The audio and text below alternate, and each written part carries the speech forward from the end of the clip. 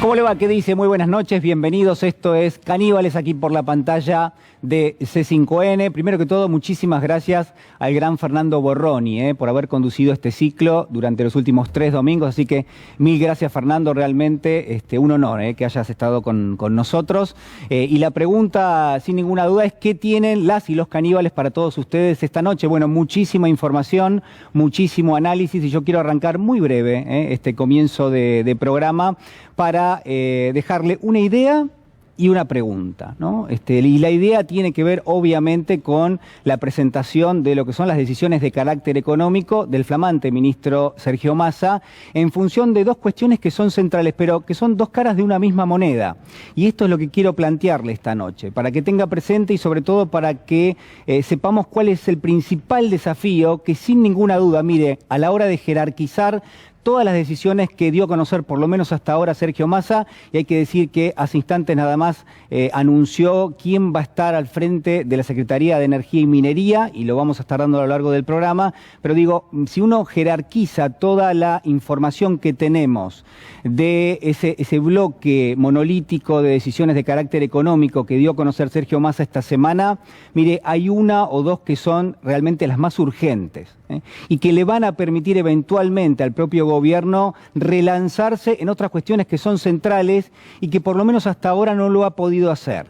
De plano considero, y lo comparto con usted esta noche, que Sergio Massa ha logrado generar cierta expectativa, y esto es indudable, que los mercados lo han acompañado, y hay que mencionar, ¿no? Cómo ha cotizado el dólar, que ha bajado a lo largo de la semana, han subido los bonos, ha bajado el riesgo país, es decir, allí ha tenido por lo menos una primera lectura de los mercados, si se me permite la abstracción, pero que me parece importante mencionarlo, pero queda todo un universo seguramente por señalar y para saber cuáles son los interrogantes que surgen precisamente desde allí.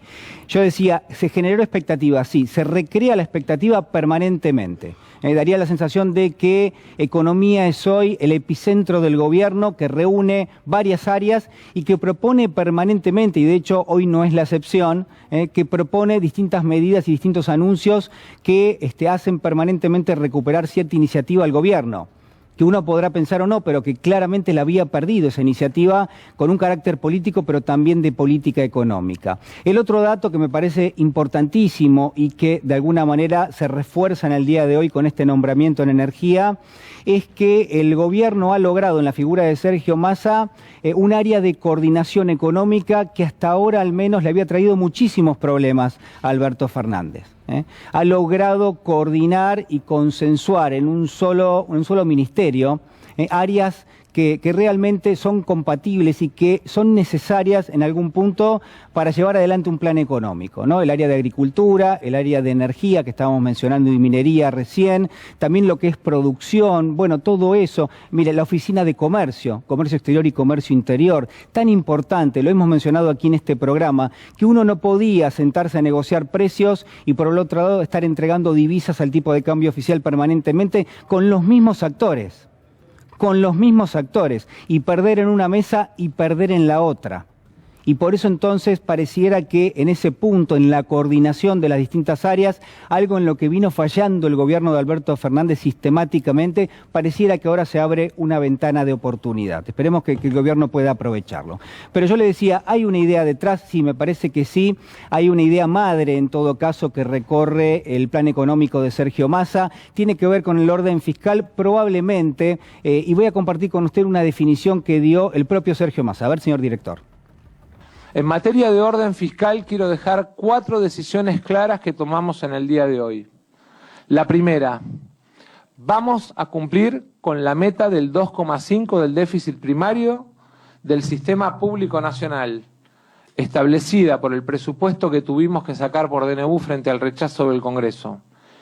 Vamos a hacer todas las correcciones necesarias para ahorrar nuestra palabra empeñada. Orden es ser previsible. Es cumplir la palabra. La segunda es que le di la instrucción al secretario de Hacienda de no utilizar el saldo de adelantos del Tesoro para lo que resta del año. Asimismo, el día lunes se hará un reintegro por 10.000 millones al Banco Central, camino de cancelación que procuraremos continuar. La tercera es que rige el congelamiento de la planta del Estado para todos los sectores de la Administración Pública Nacional centralizada. Pero además, cada jurisdicción será responsable de las empresas descentralizadas, que también estarán alcanzadas por esta limitación. Bueno, allí uno de los formatos que tiene el plan económico, ¿no? Y si uno va hacia atrás, seguramente se va a encontrar con las mismas palabras o parecidas de la exministra Silvina Batakis, y quizás en algún punto, si uno busca, también con una línea bastante marcada por el exministro Martín Guzmán. Es decir, ahí no hay novedades, o por lo menos no hay demasiadas novedades. Sí, la novedad de que se presenta en un plan integrado con otras cuestiones y al mismo tiempo que hay una oficina que va a coordinarlo todo y que tiene distintas áreas, ahora sí, de todo lo que es el área económica. Estas sí son novedades. Ahora, yo le decía que había un elemento que es urgente, ¿no? Dentro de esta idea que quiero compartir con usted, me parece que hay algo que es sumamente urgente, repito la palabra porque es la única que le cabe, que es sumar reservas, que es acumular reservas en el Banco Central. Parece un objetivo peregrino, parece un objetivo de corte pragmático, con poco idealismo, pero ¿acaso haya que primero restablecer las reservas para después, en todo caso, tratar de relanzar lo que es el área económica desde algún otro plano? Por ejemplo, desde el plano de los precios y los salarios.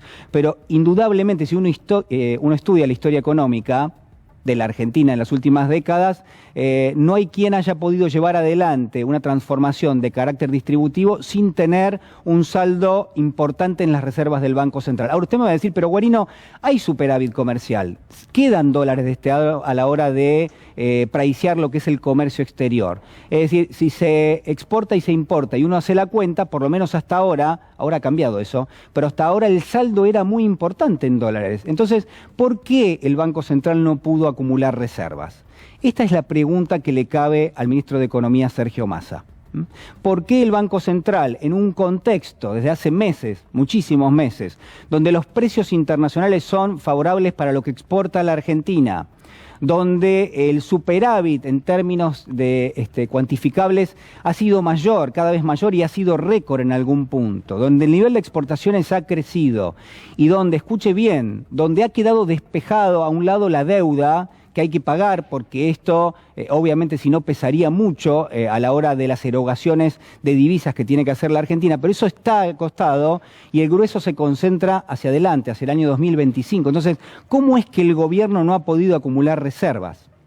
Y esta es la gran pregunta que le cabe a Sergio Massa responder. Por eso lo más probable es que vayamos viendo en las próximas horas y en los próximos días medidas que se van a ir acomodando para tratar de encauzar esa pregunta y para tratar de ofrecerle una respuesta, porque es indudable que eso se necesita. Así lo decía el propio Sergio Massa. En el marco del fortalecimiento de reservas, quisiera dejarles 4 conceptos también bien claros del primer día. En primer lugar, hemos acordado en el día de hoy un esquema de adelanto de exportaciones con las cadenas de valor de la pesca, el agro, la minería y otros sectores, que ingresarán en los próximos 60 días un total de 5.000 millones de dólares que pasarán a engrosar las reservas del Banco Central de la República Argentina. Nosotros en el día de hoy firmamos un compromiso con los diferentes sectores que de alguna manera nos compromete mutuamente a ese procedimiento de liquidación. Tuvimos varias reuniones de trabajo que no empezaron en el día de hoy, sino que empezaron hace algunos días. Y de alguna manera tenemos la certeza de que el procedimiento de liquidación, tal como está establecido, va a garantizar ese ingreso de 5.000 millones. Bueno, entonces la definición está clara. Es decir, que lo urgente para Sergio Massa es hoy traer esos miles de millones de dólares a las reservas del Banco Central. Pareciera que cada mesa de negociación con cada sector de la economía, pareciera que hay un diálogo y que por lo menos hasta ahora el sector de la pesca se ha comprometido y por otro lado hidrocarburos por un lado y también el sector del agro, bueno, podrían acercar esos dólares tan necesarios. Pero ese es el objetivo que tiene Sergio Massa en los próximos días. Mientras tanto se van dando definiciones y de fondo lo que quedará responder, y es parte de la pregunta que quería mencionarle, es cuál es el modelo económico al cual llegará la Argentina. Es el modelo económico que en algún punto promocionó Martín Guzmán, que después fue ratificado por Silvina Batakis y que hoy, salvo algunas cuestiones menores, uno podría decir que también ratifica Sergio Massa. ¿Se le harán agregados, modificaciones a esa especie de modelo agroexportador con industria que hasta ahora, y salarios bajos, ¿no? Por cierto, que hasta ahora viene transitando la Argentina? ¿Habrá algún tipo de reacomodamiento para las jubilaciones, las pensiones, los salarios? Esta semana habrá definiciones, pero digo, en esa pelea entre la inflación y los salarios, ¿cuáles serán las decisiones que va a tomar Sergio Massa? Lo más probable es que primero tenga que acercar estas ideas, me parece, para tratar de apuntalar lo que pasa en las reservas del Banco Central, para tratar de frenar lo que es la agitación en el frente financiero y a partir de allí construir quizás la posibilidad de hacerle modificaciones a ese plan económico. Lo segundo, lo importante también es qué margen va a tener el ministro Sergio Massa, la misma pregunta que le cabía a Martín Guzmán, qué margen va a tener para negociar con el Fondo Monetario Internacional. Porque está claro que en algún punto, si hay una diferencia sustancial entre lo que propone Massa y lo que proponía Guzmán o incluso Batakis, es que Massa introduce dentro del plan económico la cuestión salarial, la cuestión de un mejoramiento de los ingresos, también para las jubilaciones, las pensiones, las asignaciones, pero al mismo tiempo lo que de alguna manera está en marcha es una segmentación para el lado de las tarifas, es decir, uno entiende que Massa en su universo de ideas va a tomar recursos de los sectores más favorecidos de la sociedad para dárselos a aquellos que menos tienen. Al menos esto es lo que está planteado, incluso hay allí en elaboración algún tipo de medida de parte de la AFIP de adelantar una cuota de lo que es ganancias para las empresas, una cuota extra que también serviría a los fines de fondear justamente las medidas que se podrían tomar para apuntalar los ingresos. Bueno, todo esto es parte de los interrogantes que recorren las decisiones de carácter económico que ha presentado, por lo menos hasta ahora, el ministro Sergio Massa. Señor director, me acompaña, me voy a la mesa de las y los caníbales. Pero ¿cómo les va? Pero muy buenas noches. Ubera, ¿te sacaste el saco? ¿Qué pasó? Ay, no, perdón, señor director, se me cayó la virome. Tanto tiempo. Pero Sí. es la emoción. Bienvenido. Bueno, no me digas eso porque me pongo mal. Bueno, ¿cómo están? Muy bien. Buenas Muy noches. bien. ¿Cómo andan? Todo muy bien. Sí. Estamos de rojo y de negro. Sí. Muy en sincronía. Sí. Bueno, me parece bien. Sinergia. José Manuel Ubera, ¿qué dice? ¿Cómo anda? Bien, querido. Todo muy bien. Contento de verte. Borroni lo hizo Sí. extraordinariamente No, bien. Borroni lo hace mejor, Extraordinario. digámoslo ya de una vez, porque digo, si no queda en suspenso todo el programa. Borroni conduce mejor, tiene más ideas, tiene más bagaje. Lo ¿Pero mío por qué? ¿O uno u otro? yo distribuyo el juego. Yo lo mío es, Ubeira, Lili. ¿A vos también te agarraba como una sensación de querer estar cuando veías todo el colapso? Sí, yo me elegí las peores 2 semanas del año para alguien que dirige un diario financiero para tomar vacaciones, así que trabajé como nunca en vacaciones, tengo que decirlo. Pero bueno, ya había avisado en el canal que me tomaba vacaciones, Claro. así que está Y a la muy bien. familia. No, sí, mi familia, bueno, pude pasar tiempo con mis hijas, que era uno de los ¿Te objetivos. reconocieron todo? Sí, papá, este es mi papá, este es mi padre, bueno. El tipo de la tele. Claro, un beso grande para las chicas. Natalia Salvo, Buenas noches, Julián. ¿Cómo estamos? Bienvenido otra vez. Bueno, muchísimas gracias. Muchísimas gracias. Úrsula, ¿cómo estás? Bien, Úrsula también. Borges. Sí, chocha, con la realidad que nos toca. Bien, bueno, ya vamos a hablar de todo. Sí, hay mucho para hablar. Hay mucho. Lili Hendel, buenas noches. Muy buenas noches, ¿cómo estás? Bueno, muy bien. Yo quiero arrancar con un tuit del expresidente Mauricio Macri. Ustedes saben que durante el O fin sea, de empezás semana... bien, así, Sí, regalándonos. empezamos bien. Empiezo para regalar un poco de alegría. Dice Mauricio Macri, no podemos aceptar ningún tipo de censura sobre la prensa, ni aún la encubierta en buenas intenciones. Encriptado viene. Es un retroceso a la ignorancia, un castigo que promueve el silencio. ¿Aceptamos el costo de ser libres o aceptamos las consecuencias de no serlo? Yo estoy con la libertad. Bueno, esto a propósito del alejamiento... Condicional. ¿Qué? Condicional, La libertad agrego. condicional. Alejamiento de Viviana Canosa, saben ustedes, del ciclo que conducía en América 24. Se supone que por algunas diferencias con la administración del canal, pero a partir de allí se ha montado una especie de defensa de la libertad de expresión. Todos creo que estamos a favor de la libertad de expresión, pero acá el caso no tenía que ver tanto con Viviana Canosa, sino más bien con el expresidente Mauricio Macri, porque lo que proponía Macri, uno podía entender, es una defensa de la libertad de expresión, y entonces uno iba a revisar en el archivo y no encontrabas eso. No, encontrabas un desastre durante todo el macrismo. Yo recuerdo particularmente a la gente de Telam, la gente de Radio Nacional y la televisión pública hizo estragos con altísimos niveles de persecución, muchísima gente que no pudo volver a trabajar, que se tuvo que retirar, y con muchísima violencia. Eso solo como un pequeño dato, pero además permitime decirte, me encanta que hoy tengamos a los abogados y yo pensaba, qué suerte que van a estar, Ubeira y Natalia, para hablar acerca de la libertad de expresión. Porque lo de Viviana Canosa nada tiene que ver con el permiso para la libertad de expresión. Insultar, mentir, alimentar el odio requiere de cierto nivel de regulación. No podemos dejar que cualquiera diga cualquier cosa. Sí, yo quiero mencionar en primera instancia, que me parece que bueno, que por supuesto ustedes están al tanto, pero cabe recordarlo, la persecución y el encarcelamiento de los accionistas del Grupo Indalo es obra del expresidente Mauricio Macri y de un grupo de personas, un grupo de tareas alojados en distintos organismos que se encargaron de asfixiar el grupo en términos económicos y después de llevar adelante un proceso que terminó con el encarcelamiento de Fabián de Sousa y de Cristóbal López. Entonces digo, viniendo de parte de aquel que gestionó esto, del cual estamos hablando, la verdad que a todas luces, uno no puede permitirlo directamente. No, y cómo pasaba además, estamos hablando de los accionistas de un grupo que le interesaba a Mauricio Macri, obviamente, también poder monitorear, hasta un tuitero.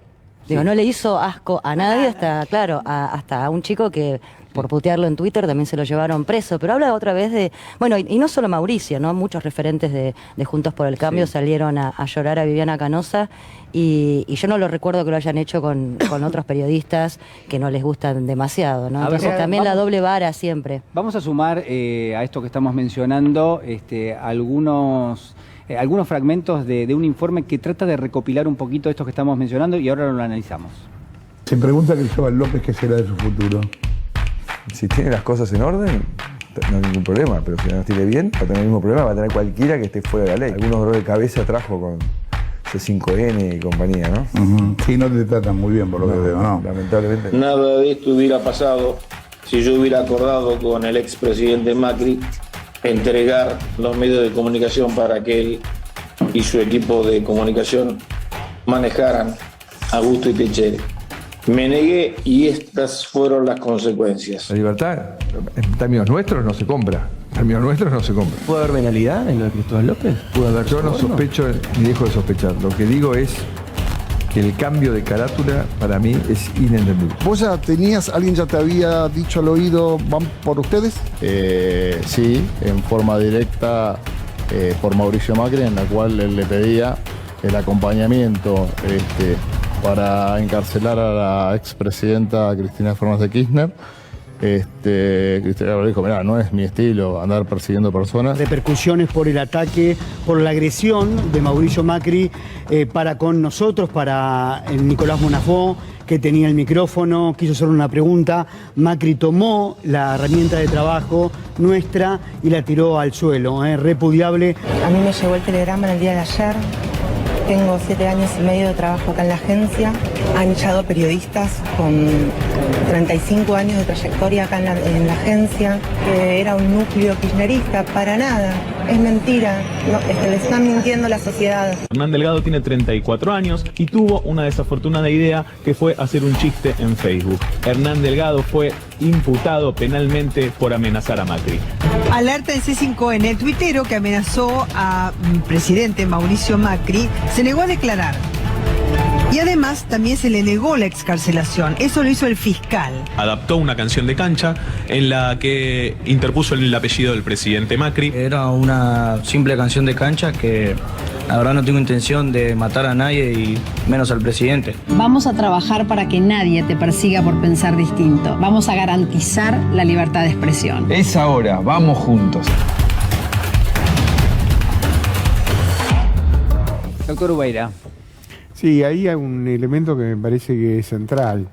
O sea, los dos grupos por los que iba Macri era el grupo de Vila y compañía, por un lado, y el otro que era Al de Vila lo que se pretendía era quitarle la propiedad sobre los medios y no meterlos presos.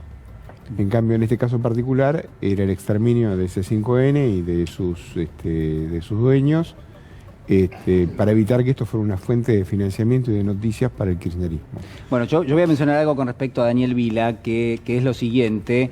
Si uno busca en el archivo también hay una nota de la revista Noticias de marzo del 2018, donde el propio Daniel Vila se ve que no se sentía demasiado perseguido por Macri porque se proponía como el salvador de la situación difícil que atravesaba C5N. Es decir, había acercado, después nos enteramos, había acercado una propuesta para comprar los medios del grupo Indalo. Se lo había mencionado a Fabián de Sousa en su momento, después lo había publicitado, estaba en conversaciones con Ignacio Rosner, que se autoproclamaba dueño de los medios del grupo Indalo. Bueno, una situación realmente, en el marco de la persecución que se estaba dando, bueno, realmente había actores que acercaban soluciones extrañas como mínimo, ¿no? Esto que ustedes están viendo allí, Daniel Vila, el empresario que aprovechó una situación para presentarse como una especie de salvador y por supuesto lo que decía es, bueno, para salvar la grieta, para minimizar esto, se ofrecía como la persona que se iba a hacer cargo de los medios del grupo Indalo, no señalando que se estaba persiguiendo y que se los estaba encarcelando injustamente a los accionistas, sino por una cuestión económica. Y también el ahogo financiero que hizo que los trabajadores y las trabajadoras de este canal no pudieran percibir su salario. Yo creo que cada vez que hablamos de persecución judicial no podemos negar el papel que querían hacer jugar en la troika política, mediática y judicial a la alineación de los medios que no le eran afines. Eso hicieron con Telam, despidiendo 354 trabajadores, por supuesto, sin cumplir con los recaudos legales del procedimiento preventivo de crisis, con un mail diciendo que era un núcleo kirchnerista, pero además recordarán lo que pasó en la Organización Mundial de Comercio, donde había periodistas señalados con un semáforo, quién eran los más peligrosos, eso se encontró a través de la Agencia Federal de Inteligencia, y bueno, ¿y quién fue el autor de la iniciación de la persecución a este grupo? Fue Pepín Rodríguez Simón, que hoy en día, ¿no?, que después cuando ya sabía que las elecciones le iban a resultar adversas al actual oficialismo, fue el que propuso justamente no solo ingresar 2 jueces de la Corte por decreto, sino también alinear este canal para encarcelar a la actual vicepresidenta también. Amado Vudú, buenas noches, ¿cómo está? Buenas noches. ¿Qué tal? Qué bueno que estés otra vez. Gracias. Que la pasamos bien también. Todos me saludan. Pedro Peretti, buenas noches. Buenas noches, ¿cómo va? Bueno, yo sorprendido por esta defensa que hace Macri de la libertad de expresión, que a ver, yo la saludo y me parece bien que lo haga. En términos conceptuales me parece fantástico. Ahora, si vos después cuando tenés el poder no aplicás un poco, no actuás en la misma línea, no sos coherente con lo que estás mencionando, pero la verdad es que no se sostiene, me parece. Mirá, acá en Argentina, durante el tiempo de Macri, hubo una persecución cívico-judicial. Porque también había personas que no eran del Poder Judicial, que eran las que empujaban o llevaban adelante esa tarea, la famosa mesa judicial que no estaba formada por judiciales. Por eso, como la dictadura fue cívico-militar, esto fue cívico-judicial. Y casos como el de C5N, donde se los persiguió para robarle a la empresa y se los encarceló, y después quedó demostrado que las imputaciones no eran reales. Pasó también por ejemplo, con el Caballo Suárez, que después de estar preso, se demostró judicialmente que por lo que lo habían metido preso no era tal cosa. Y me parece que ahora entramos en una etapa de la proscripción cívico-judicial, que es la persecución sobre Cristina Fernández de Kirchner y este intento que realmente es una farsa, ¿no? Vimos que el fiscal nombraba en el juicio a alguien que no era ni imputado ni testigo. Estamos hablando del fiscal Luciani. Sí, que era Máximo Kirchner. ¿Qué tenía que nombrar a Máximo Kirchner si no era una operación mediático-judicial justamente para buscar embarrar lo máximo posible la causa? Es decir, hay una intención por traerlo a Máximo Kirchner. Pero no puede traer, si el juicio oral... Bueno, ¿van a parar el juicio y van a empezar de vuelta? Pero la propaladora, a ver, pero los medios lo dieron como natural, ¿no? Uno veía a Máximo Kirchner es una cosa. Me parece que la diferencia importante marcar es que, como muchos de los juicios que estuvimos asistiendo en contra de la presidenta, de la vicepresidenta y de algunos funcionarios de Cambiemos, es que a ellos no les interesa, en este caso sí porque quieren proscribirla, pero el daño que hacen durante toda la situación mediática, por ejemplo, ya lo mencionaron a Máximo, seguramente legalmente no lo van a poder traer, me van seguramente a dar la razón mis compañeros, pero ya lo ensuciaron en los medios y saben cómo funciona ese engranaje, que es el mismo que funcionó, por ejemplo, con Lula, con Evo, y una cosa muy chiquita, yo estuve mirando algunos días los alegatos y quería mencionar algo que me llamó mucho la atención, no me llamó la atención, pero que quería traer. Está Luciani y está Mola.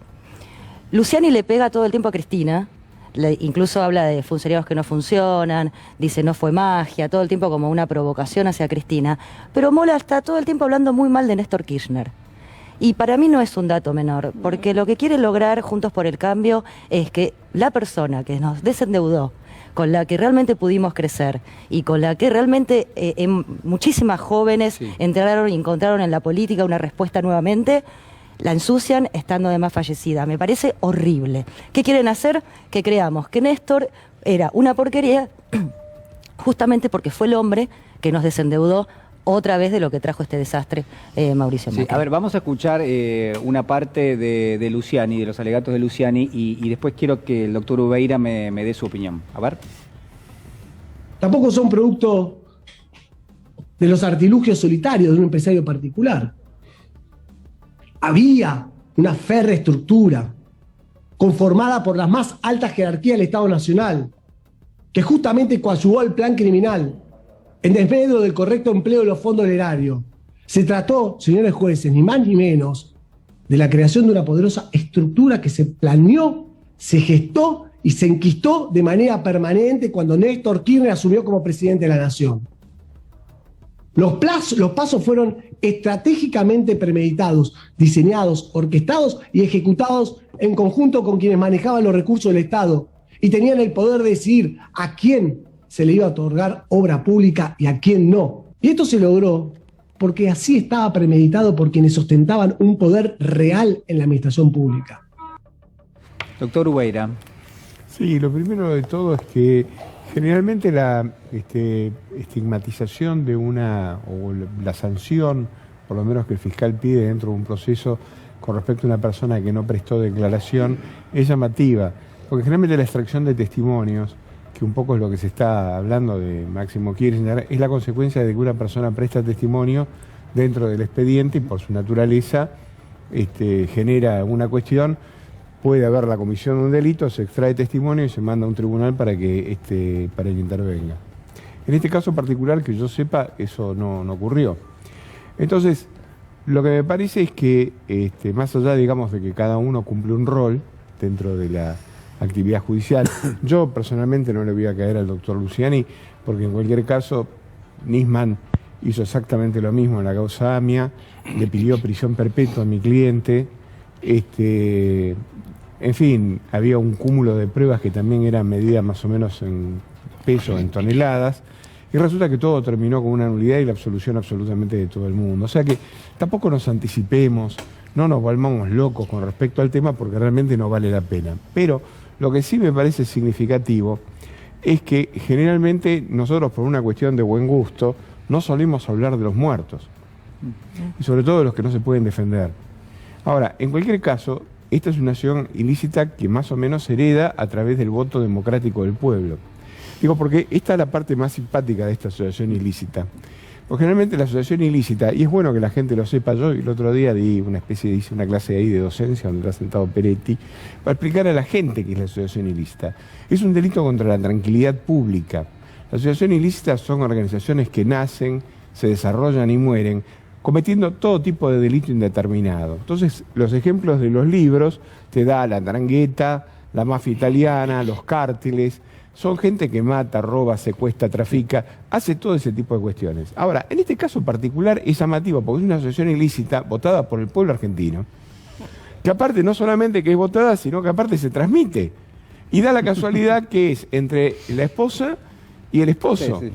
Ahora, el esposo se murió, pero en cualquier caso particular, bueno, hay como un remember de que allí era que había arrancado absolutamente todo. La verdad es que hay que mandarlos a, digamos, algunos hay que mandarlos a leer, no digo a los fiscales que lo deben conocer, el fallo Stancanelli de la Corte Suprema, donde dice que a las asociaciones ilícitas no se llega por la tapa de los diarios. No, pero además el fiscal, también es interesante destacar estas cuestiones. Cada vez que se habla del debido proceso, como decía recién el gallego, no hubo posibilidad de controlar esa introducción de pruebas, las defensas, alguien que no estaba mencionado, no estaba referido. Pero además, uno escucha al fiscal y solamente hay o vetuperos o narraciones, parece un político hablando. Y no se menciona en ningún momento ni pruebas documentales, ni pruebas testimoniales. Por supuesto que no pueden mencionar a la auditoría que hizo el mismo Iguacel. Entonces, esto es importante destacar. Si quieren, si el fiscal Luciani quiere hacer ese mismo alegato en una cervecería con sus amigos o su padre... Me parece, no, el padre era el del presidente del tribunal que escribía en el Facebook, pero digo, es importante que la sociedad advierta que hay una mezcla, una superposición entre un fiscal que está actuando como político y los políticos que no pueden encontrar el consenso.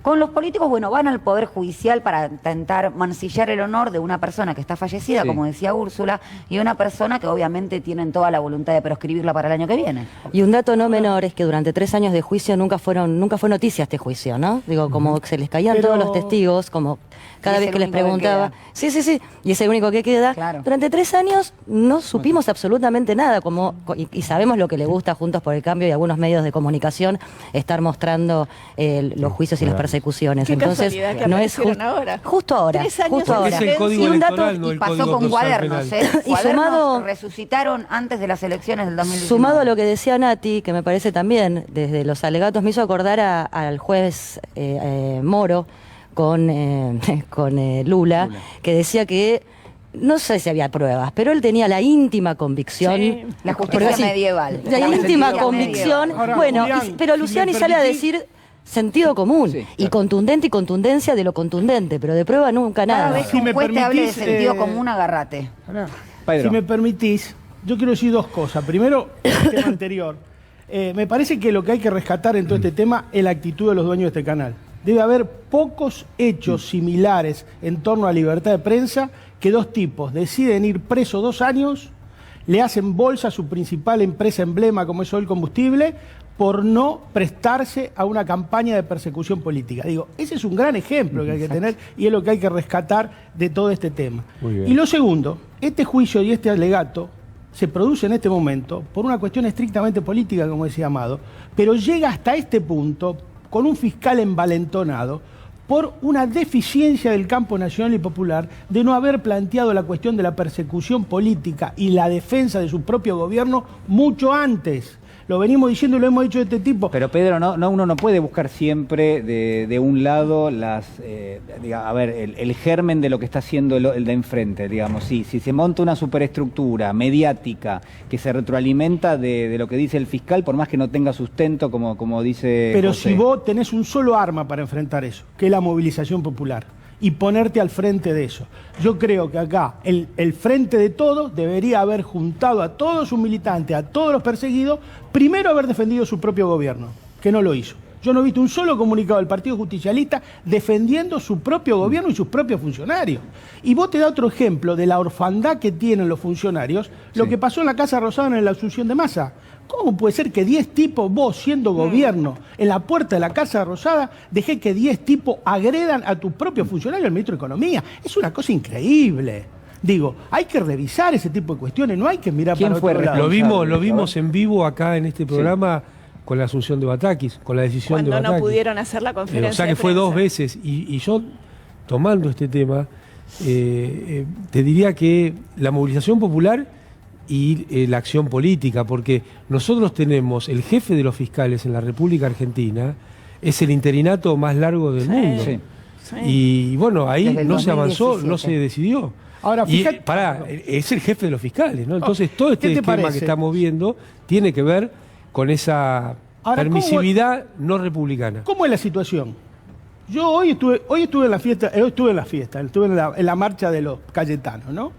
Estuve ahí y estaba hablando con Menéndez. Yo lo felicité a Menéndez, porque es el primer tipo que plantea una cosa. ¿Cómo puede ser que no puedas vos hacer una movilización de protesta pacífica frente a una entidad que está desestabilizando a tu gobierno, y a vos te pueden venir a amenazarte de muerte a la vicepresidenta en el Instituto Patria, a hostigarte a tus funcionarios cuando van a asumir. O sea, nosotros, ¿quién va a querer ser funcionario de un gobierno que no defiende a sus propios funcionarios y que no los protege de 4, 5, 10 locos que andan sueltos, como en cualquier país del mundo andan siempre locos sueltos? Bueno, ¿cómo puede ser que no proteja el gobierno a sus propios funcionarios? Y hoy quiero agregar algo al tema de la movilización popular, la difusión, porque en estos días, justamente a raíz del tema de los alegatos de Luciani, que me parece un excelentísimo actor, dicho sea de paso, me dediqué a pasear por todos los otros canales, algo que habitualmente no hago. Entonces ahí está Zubik, Luis Majul, Leuco, ¿no? Hay una zona verosímil en lo que dicen. Hay una zona verosímil en lo que dicen. Hay una enorme cantidad de personas, de ciudadanas, de ciudadanos, que no siguen la política del día a día, que no tienen la información del día a día, por un montón de factores, entre los cuales el primero es que tienen que ver cómo llegan a fin de mes, cómo llenan la heladera, cómo comen todos los días. Y no hay una respuesta en la difusión. O sea, lo que decía Pedro en relación a que no hay defensa de nuestros propios funcionarias y funcionarios, tampoco hay difusión que responda a la sistemática mentira que pivotea sobre un dato que podría ser relativamente cierto, como el tema de las causas, y se arma toda una situación que es absolutamente mentira. Y este es un déficit que seguimos teniendo. Tuvimos durante 2 años y seguimos teniendo. Lo dije la semana pasada con el tema de los trenes. ¿Quién sabe que hay más trenes en la República Argentina, que están volviendo los trenes? ¿Por qué no contamos lo que pasa? ¿Por qué no les contestamos cuando mienten? ¿Por qué permitimos que Viviana Canosa le diga al presidente mequetrefe y un montón de otras cosas que no voy a responder? ¿Por qué tenemos miedo de decir que esas cosas hay que regularlas? Que tiene que haber un Estado que no sea el Estado bobo del que habla Cristina. Que las defensorías deberían tener algún otro tipo de intervención, porque si no, ¿para qué están? Pero a ver, Liliana, yo lo que quiero marcar ahí es el propio gobierno en algún punto no es responsable de no tener una respuesta a determinadas cuestiones, porque digo, nosotros podemos trabajar acá, hacer cada uno de nuestros análisis. Me refiero al gobierno. Pero no es el peso de la palabra Me refiero a la comunicación del propio gobierno. Digamos, ¿se puede hacer todavía cadenas de no, ya no se hacen más? Las críticas que sufría Cristina Fernández justamente por las cadenas nacionales. Pero ahora no se hace ni una. Bueno, pero justamente fíjate lo que pasó. Se relata, como decimos. Yo estuve en la inauguración del tren el viernes pasado, en el ramal de Cañada de Gómez a Rosario, 71 kilómetros, 45 años que estaba cerrado. La gente, una alegría. Claro. Y ahí estuve reflexionando estaba Roberto Zuckerman, el viceministro de Trabajo. Ese clima de tensión, ese clima de desasosiego que está acá, en este microcentro porteño, no está en las provincias. No está en las provincias. El país está entero, tiene dificultades, hay inflación, hay un montón de cuestiones, hay un montón de problemas. Pero el país está produciendo, está en marcha. El interior es otra cosa. Digo, tiene problemas, sí, pero no existe este clima. Sí. Y la alegría de la gente, lo que significa el tren para el interior profundo, lo que significa el tren. Ahora, yo no sé por qué, el gobierno no hace una acción más decidida de abrió el tren a San Antonio de Areco, el tren a Justo Darac en San Luis, el tren ahora, yo no sé por qué no se desarrolla una campaña más explícita de difusión. Quería decir, Peguajó 281 el boleto con la línea de tren que se acaba de habilitar contra 1.200 de el autobús. Yo lo que digo es, a mí me parece que el gobierno tendría que tener su maquinaria de difusión de todas las cosas que se van haciendo, pero también hay un nivel, me parece, donde no llega, que es en este mecanismo permanente, una propaladora que toma, como decía Liliana, datos que vienen del ámbito judicial, donde no se sabe bien qué es un alegato, quién lo está diciendo, o cuáles son los elementos reales y cuáles son ficticios, cuál es la construcción de ese relato, pero se retroalimenta permanentemente y uno lo ve en los diarios, en las radios, en la televisión, una y otra vez, y la verdad que después se pierde, y en todo caso eso queda, ¿no? Juli, yo creo que igual también esto se arrastra desde desde cuando nosotros hablamos de la batalla cultural que claramente la ganó la derecha y la sigue ganando. Recordaba el otro día, nos hicieron o intentaron hacernos olvidar de un bombardeo del bombardeo del 55, Es cierto. nos hacen creer que los pobres son vagos. Y quiero hacer acá un punto, porque nunca escuchás, ¿no?, a la derecha decir que la mujer o el hombre que cobra a fin de mes por sus acciones o por la timba financiera está sentada todo el día en su casa es vaga, sino que la pobreza es condición necesaria para ser considerado vago. También nos comimos esa pelea. Y además de que, obviamente, de que el campo es la Argentina, la real, la verdadera, y que por eso hay que siempre salir a apoyar a los mega ricos que ya conocemos. Entonces, no es un dato menor lo que sigue pasando. Y el tema sí, claramente es responsabilidad del gobierno, y yo lo dije varias ocasiones en este programa, lo del relato, y si no sos relatado, que no sale a hablar y que profundiza esta batalla ganada por la derecha. Perdón, pero antes que cambies de tercio, es importante que decirle a la población como mensaje general para la salud pública de la nación que los fiscales se enojan mucho a veces en los alegatos, pero que esto es un deporte de ingleses. Los abogados defensores escuchamos pacientemente lo que dicen los fiscales, con las manos en los bolsillos, esperando que toda esa ofuscación pase, y luego lenta y pausadamente tratamos de demoler lo que el fiscal dice. O sea, no le quiero bajar el precio a mi querido colega, el doctor que está a cargo de la acusación, pero este es un deporte de ingleses. Yo quiero mostrar cómo los tratan en los medios a esta especie de héroes que han surgido esta semana. A ver, señor director, si vemos cómo lo tratan a Luciani, por ejemplo. Me impactó el nivel de tecnicismos, porque uno piensa en un alegato tan largo, para hoy se esperan por lo menos 7 horas, no sé si finalmente será, pero como dice Luis, entre 6 y 9 días, y uno en algo tan largo estima que va a haber, bueno, momentos, vamos a decir, de impas o de aflojar en la argumentación, y sin embargo técnicamente fue una rigurosidad y un nivel de detalle y de consistencia técnica que realmente es impactante. Aparte, cuando vos, cuando pasás por la facultad y te explican cómo hay que hacer un alegato, te dicen, en los primeros minutos tenés que aclarar de qué va la cosa, qué es lo que vos probaste y qué es lo que vas a hacer. Y fue demoledor. Demoledor. Y fue demoledor. Demoledor. Hablamos. Bueno, fue demoledor. Claro, demoledor y contundente, seguro, eso nos quedó. Hablamos de la justicia mediática y de la íntima convicción. La instalación de una justicia mediática que va en paralelo con las justicias con la causa y las constancias que obran en ella, eso sí es determinante. Es demoledor. Es demoledor, porque además, lo que decía el gallego, la docencia, y creo que es importante, la Constitución Nacional le asigna a la Fiscalía la representación del interés popular, digámoslo así, del pueblo, pero también el irrestricto respecto a la legalidad. Y lo que hacía Luciani es, por eso digo, una narración de una opinión, de una íntima convicción, pero no tenía respaldo en una sola prueba.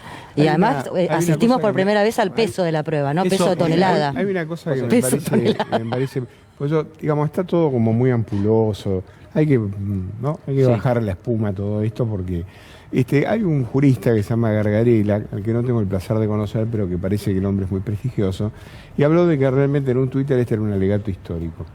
En verdad, ¿dónde habrá quedado la causa 13, que es la de la Junta de los Comandantes, ¿no? O sea, si este es histórico, imagínate el 13 se debe ser súper histórico. Sí. Pero la realidad es que cuando los fiscales, y no hace falta más que ver, por ejemplo, el alegato de Estracera, te explica por qué te voy a dejar en cana de por vida. Porque en verdad, cuando sobra la prueba, el fiscal lo que hace es explicarte, capítulo 1. Fíjate, viste, el testigo dijo que estaba Guarino a tal lado.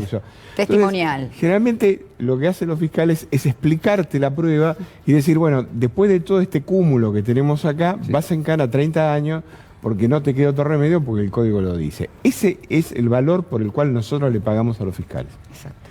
Ahora, otra cosa más. Ahí se nota, yo lo vi así al pasar, espero no haberme equivocado, no quiero pensar que están leyendo el alegato. Pareciera muchas que sí. sospechas sobre Yo espero que no lo estén leyendo, y me llama la atención los colegas de la defensa, que yo cuando veo que un fiscal alega, le digo, está leyendo, porque el código lo prohíbe expresamente. Entonces, digo, si vas a hablar 9 días, tuviste que haber tomado sopa como para armar en 9 días. Y leerte 3 toneladas de prueba, ¿no? Yo hice el alegato de AMIA completo durante 5 días sin repetir y sin soplar. y no había más lectura que los párrafos que realmente tenía que leer porque no había forma de leerlos. Claro, a mí me costó que bajé 7 kilos de peso y la cabeza me quedó como un bombo. Pero digo, es un laburo, eso quiero decir. No quiero pensar... Que están leyendo. No lo quiero pensar. La berretada cuantitativa esto. 1 tonelada de prueba. Sí. Bueno, eso lo arreglaban fácil, hacían a doble línea los escritos y pasaban a 2 toneladas. Sí, bueno, se nota que se quiere generar un impacto exactamente, mediático, ¿no? Es la búsqueda de un impacto mediático. Muy grosero, aparte. Que pasó en muchas de nuestras causas, ¿no? 900 hojas la sentencia. Mirá, si era lo que decían verdad, se podía explicar en una caricia.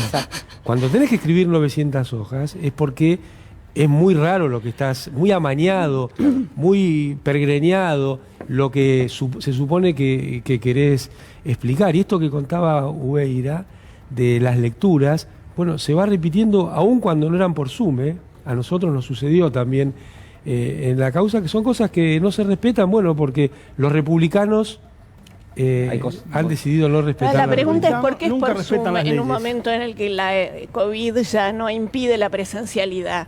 Es Luciani increíble esto. Bueno, me Es parece increíble. que también debemos preguntarnos por qué por El Zoom. teleprompter. Sería lo primero Claro. que tiene un teleprompter. no ¿Cuándo te la quepa corte no le va, cuándo la corte va a sacar la acordada que levante, que Claro. por lo menos en determinado tipo de que diga juicio la todo esto presencialidad? delante de la gente de la que tiene que hablar, porque la presencialidad, obviamente, Y no es lo mismo un testigo claro que no. declara por Zoom que un Totalmente. testigo Por que declara supuesto que delante no es de lo nadie. mismo. Entonces me parece que también esto que ustedes plantean como amañado tiene que ver con una puesta en escena.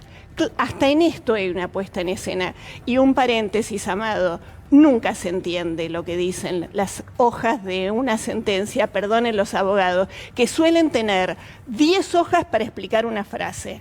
En lo personal lo he reconocido públicamente con todo amor por los y las abogados a las que respeto.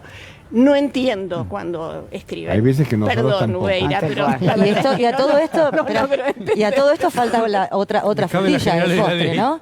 Digo, a todo esto nos enterábamos hoy por un colega Sí. que hay en Liverpool, ¿no? Que está, tenemos también informes Por sobre supuesto, eso. tenemos todo y Que vamos está a ver Luciani, que está el juez, Mensana el incorporesano fiscal. se llama. No, digo, La sección Mensana Pero incorporesano. ustedes están en contra del deporte. No, ¿eh? a ver, ¿de qué estamos Claro, hablando? termínenla. Vamos a ver el tuit de Cristina Fernández de Kirchner que publicó hace instantes nada más.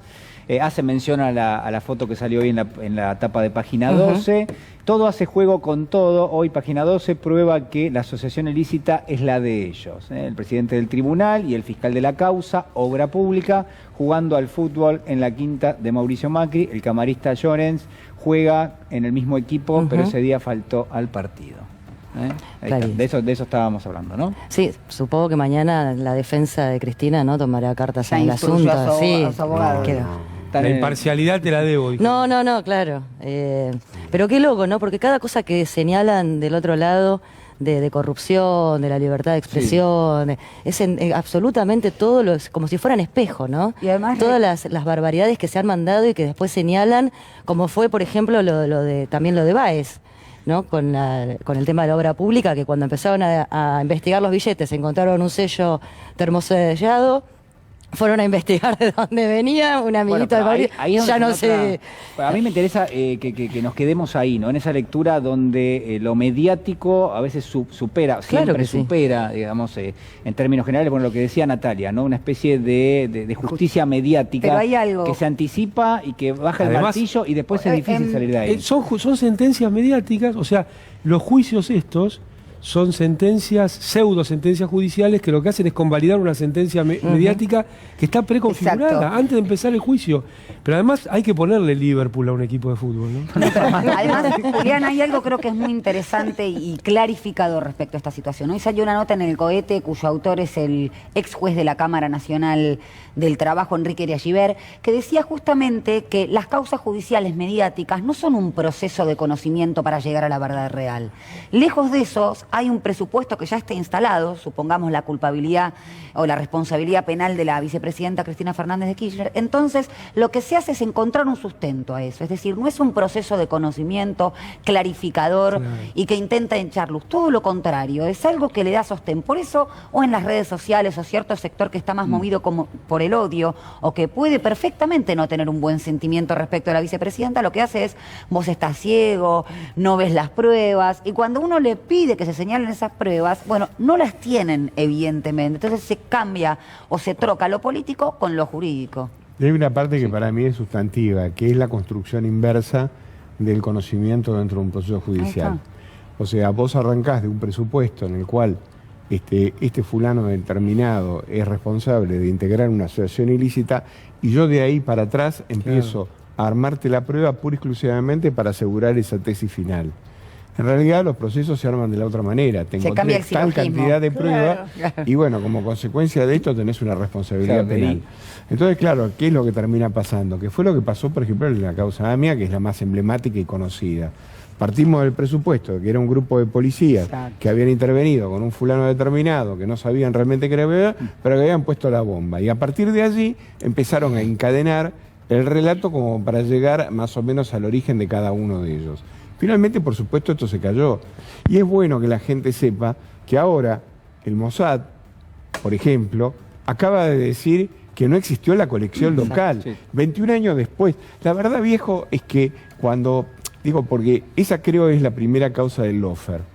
Porque allí los tres poderes del Estado, más los medios, más la DAIA, construyeron un culpable. Ahora, en este caso particular, lo que hay es otra construcción del lawfare por el cual estamos pasando esta causa y la próxima que va a ser Cuadernos. O sea, esta causa ya realmente es un escándalo, pero cuando lleguemos a Cuadernos y venga Centeno y Centeno se tenga que sentar allí y venga este señor, yo estoy esperando la hora que venga este señor de la Nación extraordinario a contarme cómo es que los cuadernos se los entregaron en Vicente López y se un premio reatomizaron. internacional. Yo estoy esperando, la verdad es que todo el mundo me dice, ojalá que no se haga el juicio oral. No, yo estoy desesperado porque se haga, porque quiero ver todos estos macacos que estuvieron alrededor de este tema, que dejaron gente en cana, que destruyeron el patrimonio de muchas empresas, que acabaron concretamente con algún prestigio de algunas personas, pura y exclusivamente ahora que vengan a decir que con las fotocopias se puede llegar a algún tipo de lugar y que esta operación de inteligencia, berreta entre paréntesis, con un juez que se murió desgraciadamente, yo hubiera querido que Bonadío tuviera larga vida para tenerlo en cana el tiempo que hizo falta,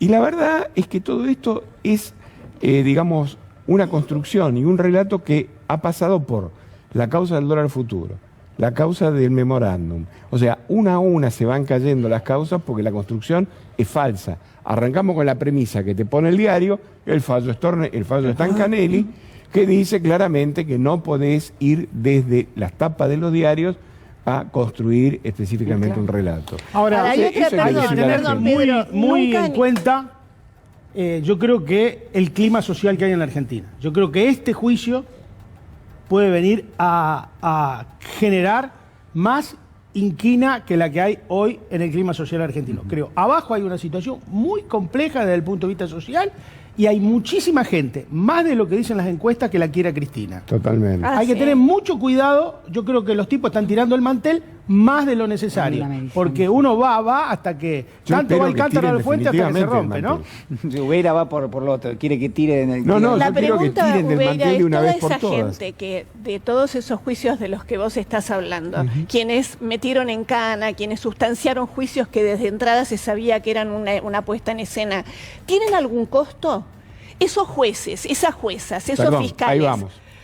Porque a mí me parece que nosotros estamos no fueron ascendidos. No, el juez Galeano, yo me encargué de ir al segundo juicio y lo condenaron a 6 años de cárcel, que está ahora apelado a la casación.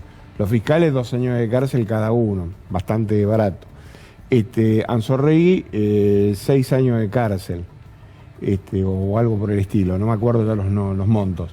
Y aparte ahora el Estado argentino, o sea, todos nosotros tenemos que comernos la demanda que yo inicié ante la Corte Interamericana de Justicia por haber violado los derechos de mi cliente, de las personas que yo apodero, y ahora me acaba de llevar la carta donde insta al gobierno argentino a llegar a una solución pacífica con nosotros.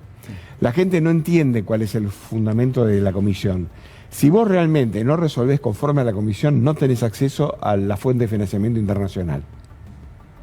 Esa es la sanción principal. Por eso que es tan importante el tema de los derechos humanos. Y la responsabilidad Entonces, internacional. digamos, todo ese desastre, todo ese macaneo, toda esa mentira, pedir prisión perpetua para una persona que finalmente no era ni más ni menos que el pavo de la boda para dejar arreglado el problema de la AMIA y cantidad de cosas, tiene un correlato que es que ahora todos los argentinos tenemos que pagar este desaguisado. Y va a pasar lo mismo con Cristóbal López, este canal, y con todos aquellos que fueron injustamente procesados y condenados. Pero vos fijate el caso en el mediano plazo, o en el corto plazo, la causa Chicone, el presidente del tribunal era Bertuzzi. Y por esa condena, a Bertuzzi Macri le pagó poniéndolo en la Cámara Federal, donde aún hoy está. Y donde el presidente de la Corte, Rosati, lo que impide es justamente que se cubran esos concursos en el Consejo de la Magistratura, porque es algo de lo que hablaba recién Úrsula y Lili, es decir, ¿cuál es el organismo de control que selecciona o remueve jueces? Bueno, y está es justamente no solamente el Consejo donde se desembarcó Rosati. Si esperamos de ese Consejo, olvídate. Está no solamente empujando las causas contra Cristina Fernández de Kirchner, contra otras compañeras y compañeros, sino que está encubriendo a Macri. Ya tenés dos casos que son escandalosos, donde se reconoce que hubo espionaje, pero en un caso se dice sí hubo espionaje, pero fueron contrapropistas. Y en otro sí hubo espionaje, pero fue para defender al presidente. O sea, perdón, y tres causas importantes que tiene Macri.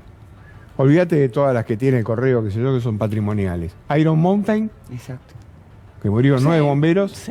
El Ara San Juan, que acabamos de decir que los familiares de los deudos eran un grupo, una horda criminalística que ponía en peligro la vida del presidente. Así le contestó el sistema judicial. Y la causa que tienen por el tema de Bolivia de la exportación de armas y compañía. O sea, en una palabra, para ponerlo claro, si estos tipos vienen a quejarse de la libertad y qué sé yo, esa es la libertad para poder, como decía el amigo Alfonsín, es la libertad para que la zorra libre se coma a las gallinas libres dentro del gallinero libre. Bueno, me parece que nos debemos la discusión de la libertad de expresión versus la censura, porque vamos a escuchar ahora durante todos estos días toda una historia en relación a la pobre periodista censurada. Y en esto déjenme hacer un paréntesis, porque ya hubo en las redes un reclamo a dónde están las sororas, ¿no? Sí. ¿Dónde están las sororas que no salen a defender a Viviana? Entonces, así como Beira hace pedagogía con el tema de la asociación ilícita, permítanme decir que la sororidad es un concepto político, no religioso. No se trata de poner la otra mejilla. Y no obligatorio también. No es obligatorio, no tiene que ver, no es por default, no es una cuestión de vulvas ni de genitales. Es decir, que la sororidad también es un gesto político hacia aquellas otras personas con las cuales una tiene una enorme cantidad de cosas. Yo no tengo ningún tipo de sororidad con este tipo de mujeres que lo que hacen es insultar, degradar, incitar al odio, no solo contra las feministas, sino en general al mundo de la política. Entonces, creo que en esto también tenemos que tener mucho cuidado. Se arman escenas, se construyen verdades y después intentan utilizar nuestro propio discurso hablando de libertad de expresión, que es algo que, como decías vos, Julián, de entrada, por supuesto sostenemos, o de sororidad, que es una enorme bandera política de los feminismos. Juli, déjame agregar algo muy cortito, pero es bien chiquito porque a veces hablamos de estas causas y parecen muy lejanas y que tocan a Cristina o a Máximo, ¿no? Pero que cuando hablamos de justicia estamos hablando que nos afecta a toda la población, a todos los argentinos y argentinas, al que tiene un juicio laboral, el que tiene un juicio por alimentos o lo que sea, afecta transversalmente a toda la justicia. Entonces, aquello que parece, o que podemos tratar acá, que parece muy lejano, o la persecución a la vicepresidenta, que nos sirve de ejemplo, es lo que te puede pasar a vos mañana con un empresario que también es amigo del juez, o que le puede dar un billete, y entonces no se va a respetar. Mirá, Úrsula, lo que está pasando en Rosario. Bueno, pero por eso estoy diciendo... En este momento está Rosario incendiada. Pero por eso lo traigo al llano. Cuando hablamos de justicia, no son estos casos, es directamente que nos afecta como sociedad. 100 kilómetros de San Lorenzo a San Nicolás, incendiado de humo, la gente no puede respirar. ¿Por qué? Porque la justicia está en connivencia con los dueños de campos en las islas que la están quemando por tercer año consecutivo. 153.000 hectáreas llevan quemadas este año de las islas. Es un ecocidio y nadie hace nada. ¿Y qué es lo que se busca quemando las islas? Buscan soja, Quemar. buscan plata. Están quemando y deforestando absolutamente toda la mina, es el tercer año consecutivo. Rosario en este momento no se puede respirar. Es una barbaridad. El juez no hace nada con los dueños de los campos, los que queman, está todo investigado, se sabe todo. Digo, es lo que decía ella recién, Úrsula, ¿no? Amado. Pero mirá esto, que el segundo caso que traía el gallego, el de Lara San Juan, es muy representativo de esto que me parece que es el problema cívico-judicial. No solo cubren a Macri, sino que ponen a las víctimas como culpables. Claro. Da vuelta todo el argumento los camaristas federales. Terrible. Y entonces, los peligrosos eran los familiares de quienes fallecieron en el Lara San Juan. Totalmente. Es convertir a las víctimas en culpables. Y esto, bueno, es macrismo explícito, ¿no? Sí, bueno, ahí lo que se buscaba era justificar el espionaje, ¿no?, que se había hecho, que por otra parte... Es que había tanta prueba de que se había hecho de que no podían decir otra cosa, tuvieron que inventar un rulo. Exactamente. Bueno, a ver, vamos a dar vuelta a la página. Quiero mencionarlo también a Roberto Navarro, ¿no?, como uno de los periodistas que sufrió la persecución del expresidente Macri. Así que un saludo grande también para Roberto, que es sin ninguna duda una persona importante en el mundo del periodismo y que tenía un rol muy importante, que sufrió el ataque del expresidente. Me meto de lleno ahora en la cuestión, si quieren, económica, pero también social, ¿no? Una de las cuestiones que yo mencionaba al comienzo del programa es, se presentaron las decisiones de carácter económico, por lo menos una especie de primera presentación. Hay puntos de contacto, pareciera, con respecto a lo que en su momento proponía Martín Guzmán, después Silvina Batakis en esa especie de interinato que tuvo, y ahora definitivamente Sergio Massa. Hace instantes nada más nos enteramos de que hay cambios en la Secretaría de Energía, que es importantísima, por cierto, donde quienes van a estar al frente de la Secretaría de Energía va a ser Flavia Rojón, que es secretaria de Minería y de Energía de la provincia de Salta, va a pasar a la Secretaría a nivel nacional en lugar de Darío Martínez, y después viene una serie de cambios, pero donde lo que uno puede leer allí es una decisión, creo yo, con consenso del Frente de Todos, de que a partir de ahora, bueno, hay otras personas que van a ocupar un rol, y la pregunta, Amado, sería si va a haber otras políticas también que se van a estar allí evaluando o poniendo en marcha. Mira, fue una de las definiciones fuertes, para mí importantes, de la presentación de Sergio Massa, la necesidad de poner en marcha el segundo tramo del gasoducto, y porque yo estoy convencido que ahí está la verdadera fábrica de dólares. Si nosotros queremos buscar dólares que la Argentina necesita, y creo que fue la primera tarea de Sergio Massa, hacer pie en esta situación de golpe cambiario tan potente que había, y parece que se está avanzando razonablemente bien en eso. Yo creo que no tiene que ser a través de los mercados financieros, sino a través de la economía real. Ya 30.000 millones de dólares dilapidó Guzmán en este tiempo que fue ministro. Sergio Massa plantea que no, primero con las decisiones que se están tomando desde la aduana, me parece que ese fue muy importante también, y ahora con esto de salir a buscar dólares, quiero creer que una de las principales entradas de dólares al país tiene que ver con poner en marcha toda la cuestión de Vaca Muerta, porque ahí tenemos la segunda reserva de gas del mundo, y es un recurso que algún día va a quedar obsoleto por la incorporación de nuevas tecnologías. Entonces, como hizo en tiempos de Cristina Fernández de Kirchner, que se logró el acuerdo con Chevron, imagínate que era un gobierno que se decía que era contrario a los mercados y no sé cuántos disparates más, se lograron el ingreso de 2.000 millones de dólares en ese momento. Bueno, en estas circunstancias, lo que está pasando en el mundo, en la necesidad de energía, creo que es el momento ideal para empezar a buscar inversiones en la economía real, no a través de los fondos financieros. Sería muy importante que este viaje de Sergio Massa tenga mucho que ver con atracción de inversiones, pero en la economía real. Me parece que ahí tenemos un punto fuerte como Argentina hacia el futuro y como una verdadera política de Estado. Me parece, te repito, muy importante que se haya tomado la decisión de poner en marcha el segundo tramo del gasoducto, porque eso es una verdadera sustitución de importaciones, que en la circunstancia actual de demanda del mundo y tecnológica va a ser muy importante. El punto que seguimos viendo flaco es el tema distributivo, ¿no? Nosotros estamos convencidos que la salida de Argentina es buscando esos dólares, pero con fuertes ingresos de nuestra población, poniendo en marcha el mercado interno. Y bueno, ahí vamos a tener un anuncio el día 10 respecto a jubilados, que no sabemos el tamaño, pero sí sabemos que hay una caracterización correcta de que hace falta. Yo creo que es indispensable un aumento de suma fija para todo el sistema de trabajadoras y trabajadores en la República Argentina. Natalia. No, digo que además en destacar que la inestabilidad financiera tiene mucho de, o sea, a dónde se va esa ganancia extraordinaria que sucedió incluso en los últimos años, ¿no? Primero la ganancia extraordinaria, después subieron los precios y por abajo el salario. Justamente es contrario eso que se le comió el salario para la concentración del ingreso, porque termina yéndose a los dólares.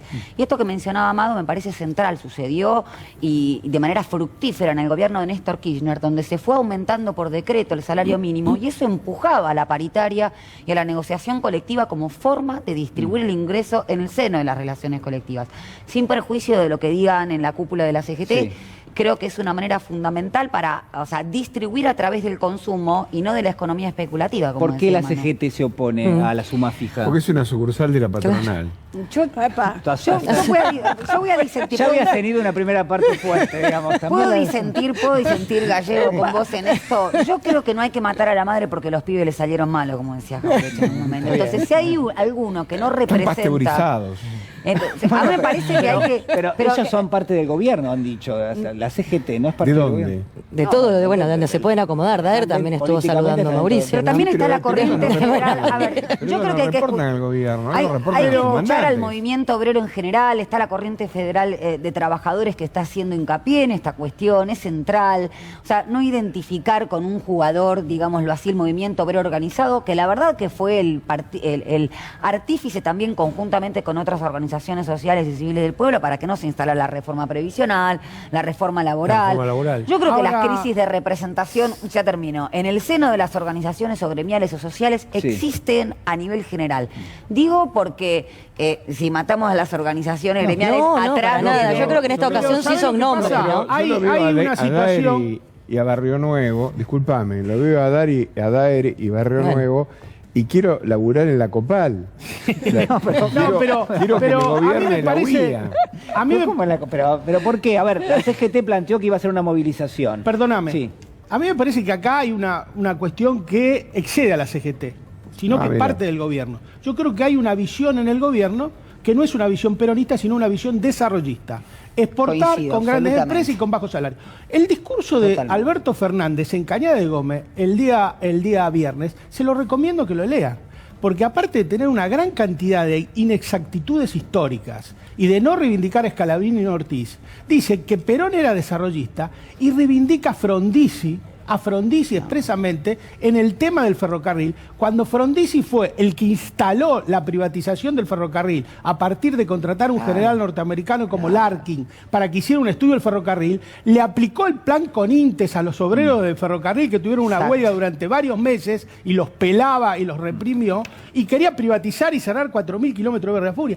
Ese es el ejemplo que el presidente de la República dio el día viernes en Cañada de Gómez, textualmente, y pueden leer el textual en la oficina de prensa de presidencia, porque no estoy mintiendo en absoluto. Me pone contento que hayas mencionado a Scalabrini y Ortiz, que para mí es es lectura obligada. A ver, un centro extraordinario, inaugurando ferrocarriles, y el ejemplo que pones es Frondizi y no es Scalabrini y Ortiz. Digo, muchachos, pensemos qué estamos haciendo, ¿viste? Pensemos un poco, porque era un tiro para incentivar a la militancia. Hay una base kirchnerista que está muy dolida, muy molesta, y el borombombón, el Frente Renovador de la Asunción de Massa, también tienen que leer bien lo que está pasando abajo, porque el 90% de los votos que sostiene este gobierno son kirchnerismo puro.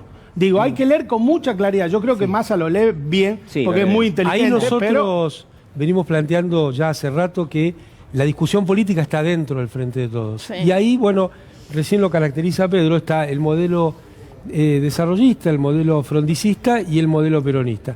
Uno que estatiza los trenes y otro que dice no va a haber más trenes, que el punto final es ramal que para, ramal que se cierra, ¿no? Ahora, en las decisiones que por lo menos ha comunicado Sergio Massa hasta ahora, ¿uno puede caracterizar ya cómo va a ser la gestión de Sergio Massa o cómo Sergio Massa piensa la economía? ¿Hay puntos de contacto con lo que proponía Martín Guzmán? ¿Cuál podría ser la diferencia? Mira, a mí me parece que es una chicana muy fea cuando dicen ahora lo defienden a Massa, que hace lo mismo que Guzmán. Yo no estoy de acuerdo.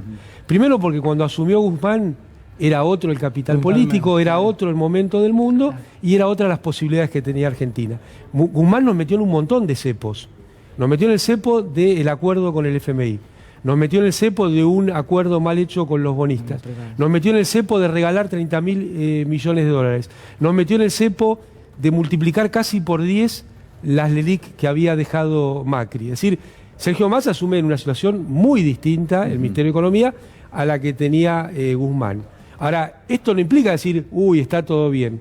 Ni está todo bien, ni está todo mal. Hay luces y sombras.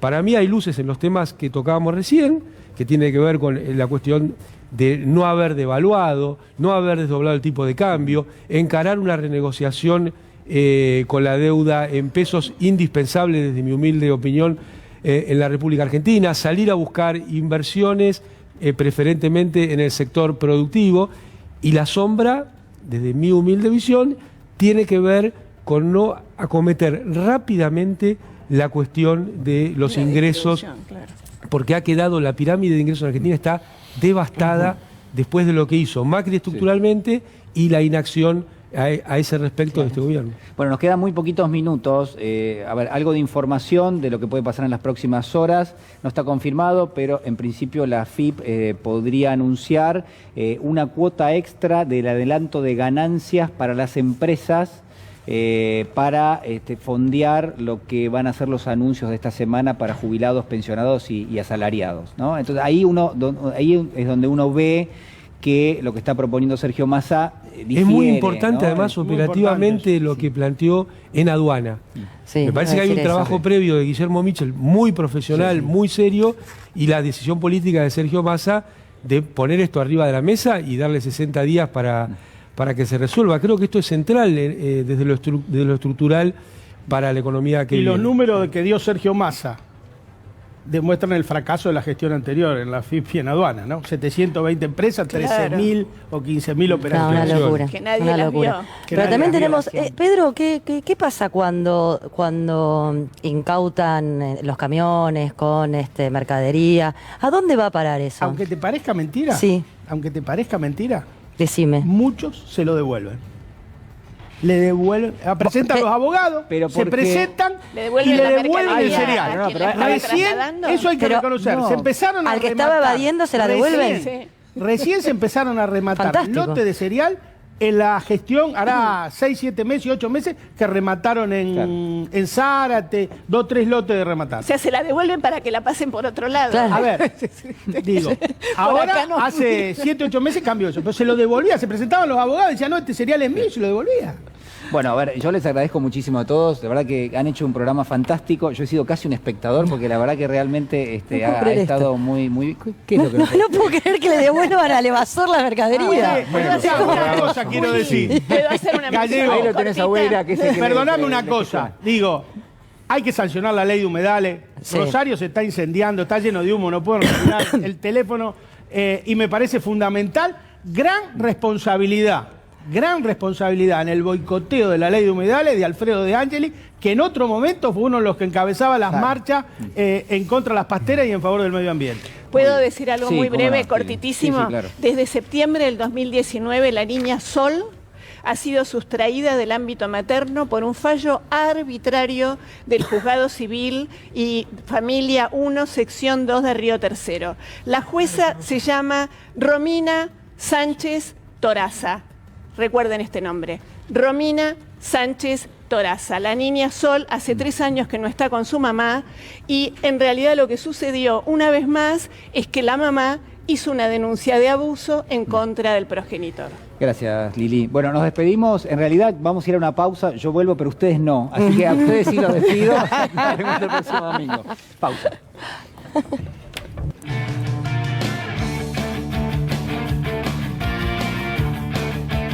Muy bien, último minuto de Caníbales para comentarles cómo va a ser la semana del ministro Sergio Massa a partir de lo que son definiciones importantes. Bueno, el día martes allí vamos a conocer cómo va a quedar plasmada la segmentación de tarifas. Saben ustedes que hubo una primera presentación la semana pasada por parte del ministro y que a partir de allí se habilitó lo que va a ser un esquema. Ese esquema lo vamos a conocer el día martes, donde va a tener impacto regional, es decir, que la segmentación de tarifas va a impactar de distinta manera en función de dónde uno viva, en qué provincia y en qué región, y al mismo tiempo eso vincularlo con lo que son los consumos, ¿no? Algunos sectores del país demandan más energía eléctrica o incluso solo tienen energía eléctrica y no tienen gas natural, y por eso entonces va a haber que tomar esas consideraciones para llevar adelante lo que son las definiciones. Más del día martes, recuerden ustedes que ese día también se va a indicar cuál va a ser el índice de movilidad jubilatoria con un refuerzo, jubilados, pensionados, todas las asignaciones, todo el universo de asignaciones también va a tener allí un impacto. Veremos cuál es el refuerzo que se va a anunciar con el índice de movilidad, que algunos ya dan en el orden del 15%, 15,6% aproximadamente. Pasamos al día jueves también, un día importante. Por un lado, reuniones con las entidades que nuclean a cámaras empresarias, por otro lado también con algunos sindicatos. Está allí la propuesta por parte de Sergio Massa de llevar a cabo lo que es un incremento de una suma fija para el sector asalariado de la sociedad y la negociación que se lleva adelante con la CGT, que quiere primero llevar adelante la negociación paritaria y que después en todo caso habilitaría esta suma fija. Por último, el día jueves también se va a conocer la inflación del mes de junio, del mes de julio, digo bien, donde en principio el dato que se va a consignar o que podría consignarse se encuentra entre un 6,5 y un 7,5% aproximadamente. Son datos altísimos realmente. En el mes de agosto, en la primera semana, los alimentos han trepado en promedio 2,1%, realmente, de verdad que también es muy alto. Bueno, me despido de todos ustedes. Ya viene Fútbol Permitido con la conducción de Pablo Ladaga. Nos reencontramos el próximo domingo. Cuídense.